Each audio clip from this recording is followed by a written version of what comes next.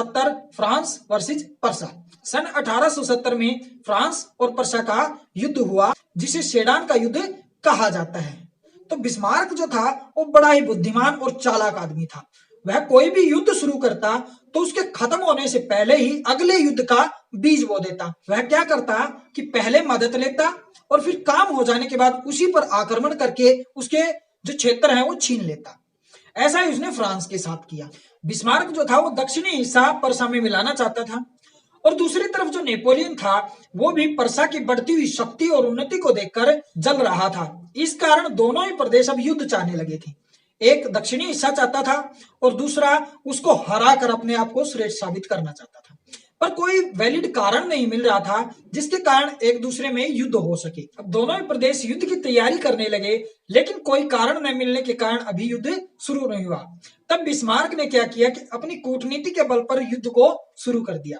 उसने क्या किया कि अपने प्रदेश यानी पर्सा में जाकर लोगों को भड़काना शुरू कर दिया। उसने अफवाह फैला दी कि जो फ्रांस का राजा नेपोलियन है वो राइन क्षेत्र और सारलैंड इन दोनों प्रदेशों को हमसे छीनना चाहता है। तब लोगों ने जब ये सुना कि भाई जो फ्रांस का राजा है वो हमसे हमारे क्षेत्र छीनना चाहता है, तब लोगों में विद्रोह की भावना भड़क गई और वे फ्रांस के विरोधी हो गई। जबकि सच बात तो यह है कि बिस्मार्क ने खुद ही ये क्षेत्र यानी राइन क्षेत्र और सारलैंड फ्रांस को देने का वादा किया था दूसरे युद्ध के दौरान। अब दूसरी और महत्वपूर्ण घटना क्या घटित हुई, उस समय स्पेन की राजगद्दी है वो खाली थी और बिस्मार्क ने क्या किया कि वहां होहन जोरलिन, कौन सा वंश, होहन जोरलिन वंश के राजा लियोपोल्ड को वह स्पेन की राजगद्दी पर बैठा देता है। अब जो फ्रांस का राजा था वो इस वंश के राजाओं को या इस वंश के किसी भी सदस्य को इस गद्दी पर बैठने के लायक नहीं समझता था। वह अपने आप के लिए इस वंश को खतरा समझता था।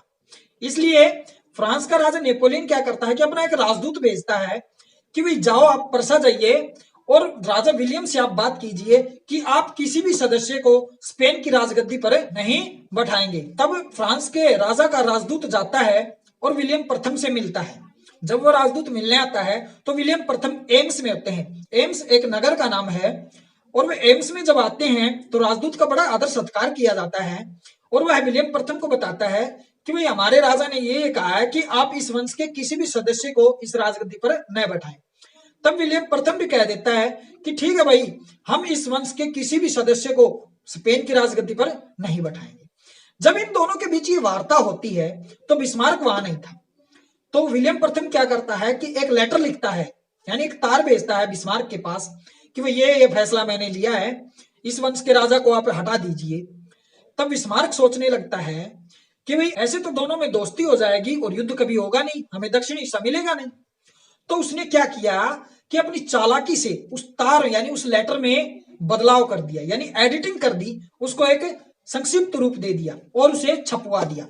जब ये संक्षिप्त रूप छपकर लोगों के सामने आया और लोगों ने जब पढ़ा तो इसका अर्थ है वो बिल्कुल बदल गया। फ्रांस के लोगों को लगा कि वहां पर हमारे जो राजदूत हैं उनकी बेइज्जती हुई है और लोगों में इस समाचार पत्र से हड़कंप मच गया।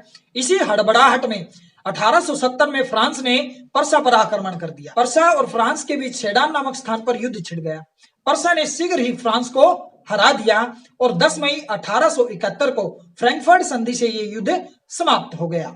फ्रैंकफर्ट संधि के अनुसार मेज, स्टारबर्ग, लारेन, एल्सेस प्रदेश और आदि दक्षिणी प्रदेश है वो पर्सा को दे दिए और फ्रांस को पर्सा को 20 करोड़ पाउंड का हर्जाना देना पड़ा। तो वीडियो पसंद आई हो तो लाइक करें, चैनल अभी तक सब्सक्राइब ना किया हो तो सब्सक्राइब कर लीजिए। जय हिंद।